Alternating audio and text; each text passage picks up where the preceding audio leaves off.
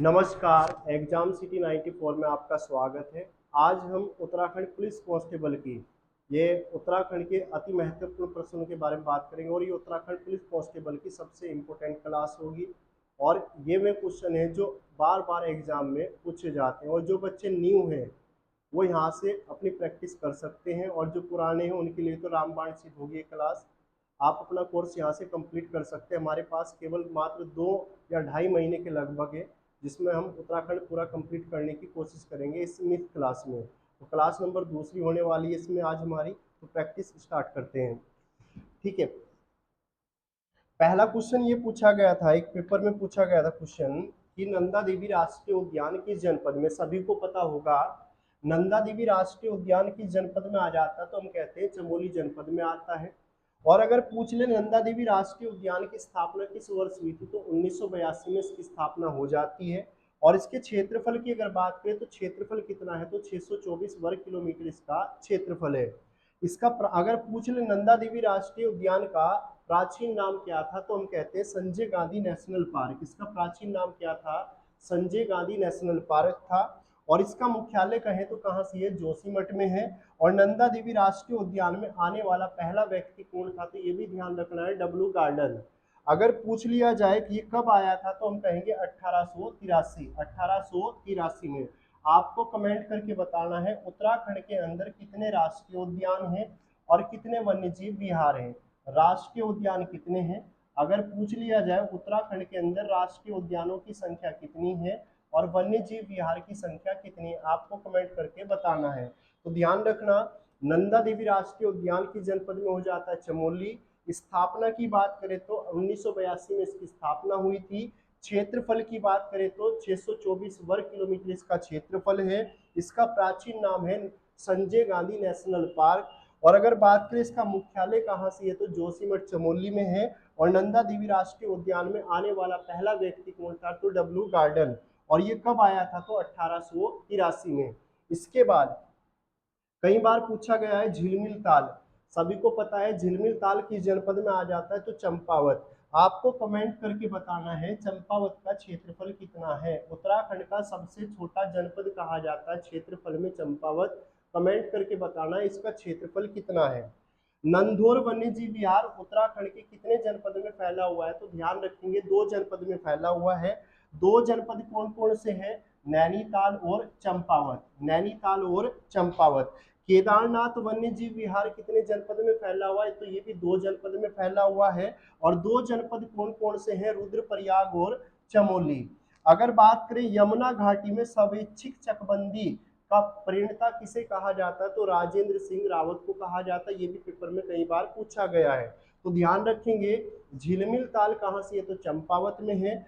नंधौर वन्यजीव विहार की बात करें तो 2 जनपद में फैला हुआ है, नैनीताल और चंपावत। अगर केदारनाथ वन्यजीव विहार की बात करें तो ये भी कितने जनपद में फैला हुआ है, 2। और 2 जनपद कौन कौन से, रुद्रप्रयाग और साथ में हो जाता है चमोली। यमुना घाटी में स्वैच्छिक चकबंदी किसने शुरू की थी, तो राजेंद्र सिंह रावत के द्वारा। इसके बाद उत्तराखंड सॉरी टिहरी के अंदर डोरी पैमाइश भू व्यवस्था ये कब लागू की जाती है, तो ध्यान रखना टिहरी के अंदर डोरी पैमाइश भू व्यवस्था कब लागू की जाती है, 1916 में की जाती है।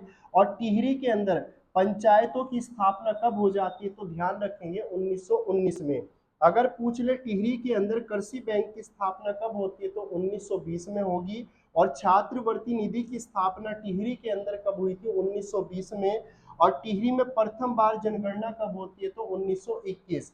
याद रखेंगे टिहरी में डोरी पैमाइश व्यवस्था कब आती है, तो 1916 में आती है। टिहरी में पंचायती राज की स्थापना होगी तो 1919। और कृषि बैंक की स्थापना होगी 1920। छात्रवृत्ति निधि की स्थापना 1920। और टिहरी के अंदर पहली बार जनगणना कब होती है, तो 1921। ये ध्यान रखना है।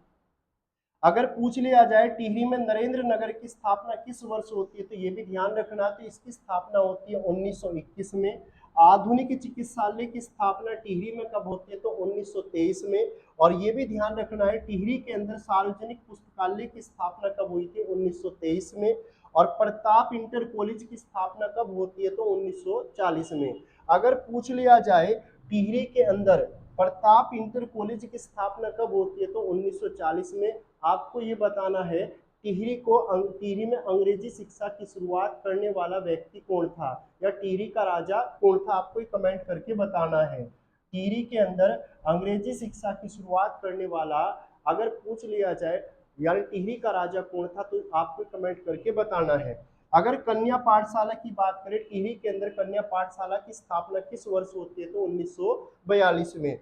नरेंद्र साहा ने नरेंद्र नगर को राजधानी कब बनाया था? 1925 में। लेकिन नरेंद्र नगर की स्थापना कब हो जाती है? तो हम कहेंगे 1921 में। एक क्वेश्चन और बताना है, टिहरी के अंदर अपने नाम से शहर बसाने वाला टिहरी का पहला राजा कौन था? आपको कमेंट करके बताना है। इसके बाद जागेश्वर धाम कई बार पूछा गया है। जागेश्वर धाम का प्राचीन नाम क्या था? तो योगीश्वर कहा जाता है। गोपेश्वर का प्राचीन नाम था गोथला। गोपेश्वर का गोथला। आपको कमेंट करके बताना है चमोली का प्राचीन नाम क्या था। चमोली का प्राचीन नाम क्या था, ये भी आपको कमेंट करके छापना है। रुद्रप्रयाग का प्राचीन नाम क्या था? तो ध्यान रखेंगे पुनाड़। बाड़ाहाट किसका प्राचीन नाम था? उत्तरकाशी। और सौम्य काशी किसका प्राचीन नाम था? उत्तरकाशी। तो ध्यान रखना, चमोली का प्राचीन नाम कहा जाता है लाल सांगा। इसका प्राचीन नाम क्या था? लाल सांगा था। और कमेंट करके आपको एक क्वेश्चन और बताना है, अगर काशीपुर का प्राचीन नाम क्या था, ये भी कमेंट करके छापना है। तो ध्यान रखना, जागेश्वर का प्राचीन नाम था योगीश्वर। गोपेश्वर का प्राचीन नाम था गोथला। लैसडाउन का प्राचीन नाम था कालू का डांडा। रुद्रप्रयाग का प्राचीन नाम था पुनाड़। और बाड़ाहाट किसका प्राचीन नाम था? उत्तरकाशी। और सौम्य काशी भी किसे कहा जाता था? उत्तर काशी को। इसके बाद एक क्वेश्चन ये बार बार पूछा जाता है कि रो नहीं आगे बढ़ो, ये नारा किसके द्वारा दिया जाता है? तो ध्यान रखना, तुलसी देवी के द्वारा ये नारा दिया जाता है। रो नहीं आगे बढ़ो का नारा किसने दिया था? तुलसी देवी ने। और उत्तराखंड के अंदर पर्वतीय विकास परिषद का गठन कब हुआ था? तो 1967 में हुआ था। इंपोर्टेंट है। कुमाऊं परिषद का कांग्रेस में विलय कब हो जाता? तो 1926 में। आपको कमेंट करके छापना है कि बताएं कुमाऊं परिषद की स्थापना किस वर्ष हुई थी। कुमाऊं परिषद की स्थापना किस वर्ष हुई थी? कमेंट करके छापना है।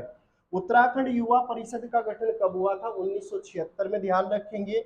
और किसने कहा था कि बाल गंगाधर तिलक के 4 बार दर्शन होने के बाद किसने कहा था कि मेरी 4 धाम यात्रा पूरी हो चुकी है? तो ये कहा था बद्रीदत्त पांडे। इन्हें कहा जाता कुमाऊं केसरी। कुमाऊं केसरी के नाम से किसे जाना जाता? तो बद्रीदत्त पांडे को जाना जाता है। तो ध्यान रखना, रो नहीं आगे बढ़ो का नारा दिया था तुलसी देवी।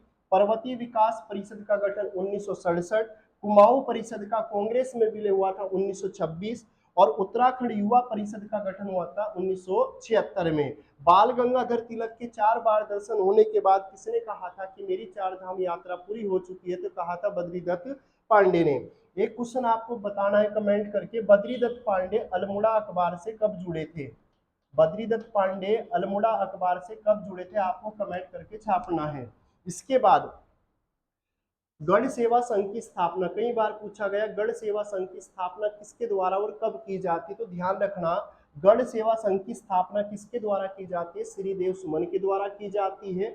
और ये स्थापना कब की जाती है? तो 1938। एक विशेष सूचना, जितने भी उत्तराखंड पुलिस कांस्टेबल के जितने भी न्यू बच्चे हैं जो बिल्कुल सोच रहे हैं कि अभी कोई तैयारी नहीं है, तो वो यहाँ से कंप्लीट तैयारी कर सकते हैं। इतना बोलता हूँ कि उत्तराखंड के जो बिल्कुल सिलेक्टेड क्वेश्चन जो बार बार एग्जाम में पूछे जाते हैं, वो आपको अच्छे से रटवा दूंगा। इतना विश्वास करें कि यहाँ से बहुत ज़्यादा क्वेश्चन पूछे जाते हैं और सारे सिलेक्टेड क्वेश्चन है हमारे पास। लगभग 2.5 महीने हैं। अगर आप 2.5 महीने हमारे साथ में जुड़ते हैं तो उत्तराखंड बहुत अच्छे से आपको रटवाने की कोशिश करूँगा। और एक सभी से हाथ जोड़ के रिक्वेस्ट है कि क्लास को लाइक ज़रूर कर दिया करें, क्योंकि यही मेरा मोटिवेशन है और यहीं से मुझे थोड़ा सा आत्मविश्वास मिल जाता है। क्लास स्टार्ट करते हैं, ठीक है। गढ़ सेवा संघ की स्थापना की अगर मैं बात करूं किसके द्वारा की जाती है? तो श्रीदेव सुमन के द्वारा। और ये स्थापना कहाँ की गई थी? दिल्ली में की गई थी। इसका बाद में नाम बदलकर क्या कर दिया जाता है? तो ध्यान रखना, गढ़ सेवा संघ की स्थापना 1938 दिल्ली में की जाती है। इसका नाम बदलकर रख दिया जाता है हिमालय सेवा संघ। एक क्वेश्चन और पूछा जाता है, श्रीनगर में कांग्रेस का सम्मेलन पहली बार कब देखने को मिल जाता है? तो 5 मई 1938 में देखने को मिलेगा। अगर पूछ ले इसकी अध्यक्षता किसके द्वारा की जाती है, तो कहीं कहीं बुकों में प्रताप सिंह लिखा हुआ है, तो कहीं कहीं देखने को मिलेगा पंडित जवाहरलाल नेहरू। तो ध्यान रखेंगे, इसका राइट आंसर हम देंगे पंडित जवाहरलाल नेहरू। इसके बाद सर्वप्रथम पृथक राज्य की मांग किस वर्ष उठी थी? ये क्वेश्चन एग्जाम में पूछा गया है। तो सर्वप्रथम उत्तराखंड पृथक राज्य की मांग, या तो हम आंसर देंगे 1897 या 1938। 1897 या 1938। कांग्रेस का हल्द्वानी सम्मेलन कब होता है? तो 1946 में होगा। और पर्वतीय जन विकास समिति का गठन कब हुआ था? 1950। ये क्वेश्चन कई बार पूछा गया। और फजल अली आयोग पुनर्गठन अधिनियम अस्तित्व में कब आया था? तो हम कहेंगे 1955 में। अगर पूछ ले टिहरी में पृथक राज्य आंदोलन की शुरुआत कब होती है? तो 1957 में। तो सर्वप्रथम पृथक राज्य की मांग कब उठाई गई? 1897 या 1938 में। कांग्रेस का हल्द्वानी सम्मेलन कब हुआ था? 1946। पर्वतीय जन विकास समिति का गठन कब होगा? तो 1950 में। और अगर पूछ ले फजल अली आयोग पुनर्गठन अधिनियम कब आया था? तो 1955। और टिहरी में पृथक राज्य आंदोलन चला यानी कब चलाया जाता? तो 1957। आपको कमेंट करके बताना है टिहरी के अंदर पृथक राज्य आंदोलन की शुरुआत किसके द्वारा की जाती है। इसके बाद पर्वतीय राज्य परिषद का गठन किस वर्ष होता है? तो हम कहते हैं 1967। ये क्वेश्चन भी कई बार एग्जाम में पूछ लिया है। इसकी अध्यक्षता करने वाले कौन थे? दयाकृष्ण पांडे। ये भी कई बार एग्जाम में पूछा गया है। पर्वतीय विकास परिषद का गठन 1969। पर्वतीय राज्य अगर परिषद की बात करें तो इसका गठन 1967, और इसके 2 साल बाद पर्वतीय विकास परिषद का गठन हो जाता है। ये सभी संगठन है जो ये उत्तराखंड पृथक राज्य की मांग के लिए तैयार किए जाते हैं। अगर बात करें कुमाऊं राष्ट्रीय मोर्चा का गठन कब किया जाता है? 1970। और ये भी कई क्वेश्चन कई बार एग्जाम में पूछ लिया है। और अगर पूछ ले पर ये कुमाऊं राष्ट्रीय मोर्चा का गठन किसने किया था? तो पीसी जोशी के द्वारा किया जाता है। अगर उत्तरांचल परिषद का गठन कब होता है? 1972 में होता है। ये भी कई बार एग्जाम में पूछा गया। और इसने दिल्ली चलो का नारा कब दिया था? 1973। अगर पूछ लिया जाए उत्तरांचल परिषद का गठन कब होगा? तो 1972। एक साल बाद कौन सा नारा देगा? तो दिल्ली चलो का नारा दिया। किसने दिया था? उत्तरांचल परिषद के द्वारा। अगर बात करें यहाँ पे उत्तराखंड युवा परिषद, ये कई बार एग्जाम में पूछा गया। उत्तराखंड युवा परिषद का गठन कब हुआ था? तो 1976 में हुआ। उत्तरांचल राज्य परिषद का गठन कब हुआ था? तो हम कहेंगे 79 में हुआ था। और उत्तराखंड क्रांति दल का गठन भी 1979 में हुआ था, यानी 79 में हुआ था। और इसका गठन कहाँ हुआ था? मसूरी। आपको कमेंट करके बताना है मसूरी की स्थापना किस वर्ष हुई थी?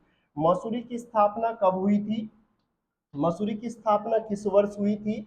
और अगर पूछ ले मसूरी की स्थापना किस वर्ष हुई थी और मसूरी में सबसे पहले आलू की खेती होती है, आलू की खेती कब हुई थी? इसके बाद अगर पूछ लिया जाए इसके प्रथम अध्यक्ष यानी उत्तराखंड क्रांति दल के पहले अध्यक्ष कौन थे? तो हम कहेंगे डीडी पंत, यानी जिनका पूरा नाम था देवीदत्त पंत।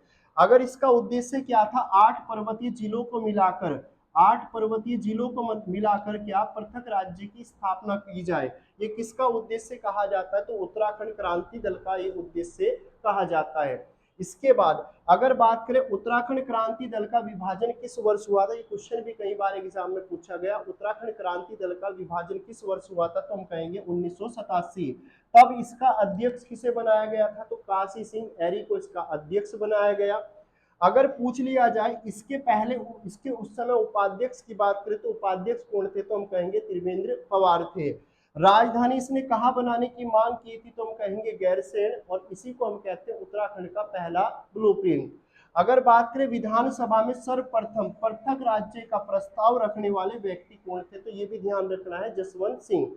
उत्तराखंड के अंदर सबसे पहले उत्तराखंड के अंदर विधानसभा में, उत्तर प्रदेश विधानसभा में पृथक राज्य उत्तराखंड का प्रस्ताव रखने वाले व्यक्ति कौन थे? तो हम कहेंगे जसवंत सिंह नेगी थे। All India student cycle federation यात्रा, ये क्वेश्चन भी कई बार पूछा गया। और ये यात्रा कब की जाती है? 1984। ये जितने भी यहाँ पे हमने संगठनों की स्थापना पढ़ी है, सबका मेन उद्देश्य यही था कि उत्तराखंड को पृथक राज्य बनाया जाए, क्योंकि उत्तराखंड का आर्थिक पिछड़ापन और यहाँ पे जो क्या बोलते हैं, उत्तराखंड के अंदर जितनी भी सुविधाएं थी उन सुविधा में क्या उन सुविधाओं से उत्तराखंड क्या रह जाता था, वंचित रह जाता था। इस कारण उत्तराखंड को उत्तर प्रदेश से अलग करने की मांगे उठती रही हैं और पहली मांग हमने भी पढ़ा 1897 या हम कहेंगे 1938 के दौरान उठती है।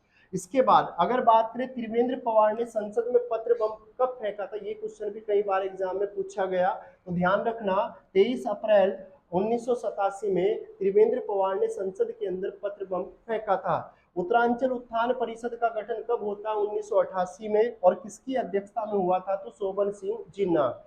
अगर पहली बार पृथक राज्य प्रस्ताव विधानसभा में कब लाया जाता है, तो हम कहेंगे 1991। लेकिन ध्यान ये भी रखना है कि उत्तराखंड पृथक राज्य पहली बार विधानसभा में लाने वाला व्यक्ति कौन था, तो जसवंत सिंह बिष्ट था, जसवंत सिंह बिष्ट था। इसके बाद अगर बात करें गांधी जी ने कुमाऊं की सर्वप्रथम यात्रा, क्वेश्चन भी कई बार एग्जाम में पूछा गया, गांधी जी ने कुमाऊं की पहली बार यात्रा 14 जून 1929 में की और इनका कुमाऊं में कहां आगमन हुआ था, ताड़ीखेत अल्मोड़ा। ये क्वेश्चन अभी हाल में पेपर में भी पूछा गया है। गांधी जी ने सर्वप्रथम गढ़वाल की यात्रा किस वर्ष की थी, तो ध्यान रखेंगे गांधी जी ने कुमाऊं की पहली बार गढ़वाल की पहली बार यात्रा कब किस वर्ष की थी, तो हम कहेंगे 1915 में की थी। अगर पूछ ले गांधी जी कहाँ आए थे, तो हम कहेंगे हरिद्वार कुंभ मेले में आए थे। और अगर बात करें दूसरी बार गढ़वाल की यात्रा इन्होंने कब की थी, 1916 में की थी और कहाँ आए थे, देहरादून। एक क्वेश्चन और पूछा जाता तिल्हाड़ी कांड, तिल्हाड़ी कांड का संबंध किससे संबंधित हो जाता, तो वन अधिकारों से हो जाता है। किसानों की भूमि को वन भूमि में शामिल किया जा रहा था, जिस कारण क्या उत्तराखंड के अंदर हम एक घटना देखते हैं जिसे कहा जाता है तिल्हाड़ी कांड या रवाई कांड। ये टिहरी के अंतर्गत ये घटना होती है और इस समय टिहरी का राजा हम कहते हैं कौन थे, तो ध्यान रखना नरेंद्र शाह। टिहरी के राजा इस समय कौन थे, नरेंद्र शाह। और टिहरी अगर पूछ ले नरेंद्र शाह के समय में भी दो घटनाएं होती हैं, एक तो रवाई कांड जिसे हम तिल्हाड़ी कांड के नाम से जानते हैं और दूसरी तरफ हम देखते हैं श्रीदेव सुमन की मृत्यु हो जाती है 25 जुलाई 1944। और याद ये भी रखना है कितने दिन की भूख हड़ताल के कारण इनकी मृत्यु होती है, तो हम कहेंगे 84 दिन की भूख हड़ताल के कारण श्रीदेव सुमन की क्या हो जाती है, मृत्यु। एक क्वेश्चन पूछा हो जाता है कि श्रीदेव सुमन की पत्नी का नाम क्या था, तो ध्यान रखना विनय लक्ष्मी की पत्नी का नाम था, वेरी वेरी इंपोर्टेंट। 25 मई 1916 में इनका जन्म हो जाता है, ठीक है। और टिहरी, एक क्वेश्चन ये भी पूछा जाता है कि उत्तराखंड के अंदर टिहरी प्रजा मंडल की स्थापना किस वर्ष हो जाती है, क्वेश्चन भी कई बार एग्जाम में पूछा गया, कमेंट करके बताना है टिहरी के अंदर या टिहरी प्रजा मंडल की स्थापना किस वर्ष हुई थी, आपको कमेंट करके छापना है। इसके बाद उत्तराखंड का पहला हिंदी समाचार पत्र कई बार एग्जाम में पूछा गया, उत्तराखंड का पहला हिंदी समाचार पत्र था समय विनोद। और ये कब प्रकाशित हुआ था, 1868 में प्रकाशित हुआ था। लेकिन आपको कमेंट करके बताना है उत्तराखंड का पहला अंग्रेजी समाचार पत्र कौन सा था और ये कब प्रकाशित हुआ था और इसके संपादक कौन थे, ये आपको कमेंट करके छापना है। अगर प्रकाशन इसका कहां से हुआ, समय विनोद का प्रकाशन कहां से हुआ था, तो ध्यान रखेंगे नैनीताल से इसका प्रकाशन हुआ। ये क्वेश्चन भी वेरी वेरी इंपॉर्टेंट और ये पेपर में आया हुआ है। इसके संपादक कौन कहे जाते हैं, जयदत्त जोशी इसके संपादक थे। उत्तराखंड का पहला अंग्रेजी समाचार पत्र की अगर मैं बात करूं तो इसका नाम था द हिल्स, जो कहां से प्रकाशित होता था, मसूरी से। और ये कब प्रकाशित हुआ था, 1842 में प्रकाशित हुआ था। इसके संपादक कौन थे, तो हम कहेंगे जॉन मैकिनन इसके संपादक हुए। तो आपको कमेंट करके छापना है अल्मोड़ा अखबार का प्रकाशन कब हुआ था, अल्मोड़ा अखबार का प्रकाशन कब हुआ था। और एक क्वेश्चन और आपको कमेंट करके छापना है कि अल्मोड़ा के अंदर डिबेटिंग क्लब की स्थापना किस वर्ष हुई थी। ये दो क्वेश्चन आपके लिए हैं। संपादक की बात करें तो इसके संपादक यानी द हिल्स के संपादक कौन थे, तो हम कहेंगे जॉन मैकिनन। और ये कहां से हुई थी शुरुआत इसकी, मसूरी से। इसके बाद अगर बात करें अल्मोड़ा अखबार की, अगर संपादकों की बात करें, यहाँ से क्वेश्चन सबसे ज्यादा पूछा जाता है कि बताएं, 4 ऑप्शन दे देगा और पूछ लेगा इनमें से कौन अल्मोड़ा अखबार का संपादक नहीं था। तो ध्यान रखना, पहले संपादक की मैं बात करूं तो अल्मोड़ा अखबार के पहले संपादक थे बुद्धि वल्लभ पंत, इनका नाम था बुद्धि वल्लभ पंत। दूसरे संपादक रहे मुंशी इम्तियाज अली। तीसरे संपादक रहे थे जीवानंद जोशी। और चौथे की अगर मैं बात करूं तो सदानंद सनवाल। पांचवें संपादक रहे थे इसमें विष्णुदत्त जोशी। और छठे नंबर पे हो जाते हैं तो बद्रीदत्त पांडे। आपको कमेंट करके बताना है बद्री दत्त पांडे अल्मोड़ा अखबार से कब जुड़े थे और अल्मोड़ा अखबार कब समाप्त हुआ था या कब बंद हुआ था, ये भी आपको कमेंट करके छापना है। ठीक है, अल्मोड़ा अखबार के पहले संपादक कहें तो बुद्धि वल्लभ पंत, दूसरे की बात करें तो मुंशी इम्तियाज अली, तीसरे की बात करें तो जीवानंद जोशी और चौथे की बात करें तो सदानंद सनवाल। पांचवे की अगर मैं बात करूं तो पांचवे कौन हो जाते हैं, विष्णुदत्त जोशी, और छठे नंबर पे आते हैं बद्रीदत्त पांडे। तो अल्मोड़ा अखबार के जो अंतिम संपादक रहे थे बद्रीदत्त पांडे। और ये अगर पूछ ले कि बद्रीदत्त पांडे अल्मोड़ा अखबार से कब जुड़े थे तो ध्यान रखेंगे 1913 में जुड़ते हैं और 1918 में अल्मोड़ा अखबार समाप्त हो जाता है। कमेंट करके छाप देना अल्मोड़ा अखबार का रजिस्ट्रेशन नंबर कितना था। इसके बाद द हिल्स की बात करेंगे, द हिल्स कब प्रकाशित हुआ था तो ध्यान रखेंगे 1842 में प्रकाशित हुआ। समय विनोद कब आया था, 1868 में आया था। अल्मोड़ा अखबार 1871 में आया था। पूर्वांचल 1893 और गढ़वाल समाचार पत्र 1902। और गढ़वाली कब आया था, 1905। अगर बात करें द हिल्स के संपादक कौन थे, जॉन मैकिनन। समय विनोद के कौन थे, जयदत्त जोशी। अल्मोड़ा अखबार के थे बुद्धि वल्लभ पंत। और पूर्वांचल की अगर बात करें तो सदानंद कुकरेती। और अगर बात करें गढ़वाल समाचार पत्र के कौन थे, गिरिजादत्त नैथानी। और गढ़वाली के कौन थे, गिरिजादत्त नैथानी। आज की क्लास में इतना ही। अगर क्लास अच्छी लगे तो लाइक करना, कमेंट करना, ज़्यादा से ज़्यादा दोस्तों को शेयर करना। और हाँ, हताश मत हुए, जिनका फिजिकल कम हुआ है हताश बिल्कुल ना हुए। आपके पास अभी 2.5 महीने हैं, आप 2.5 महीने का समय दें। 2.5 महीने में आपका उत्तराखंड अच्छे से अच्छा करवाने की कोशिश करूंगा। आज के लिए इतना ही। धन्यवाद फॉर वॉचिंग।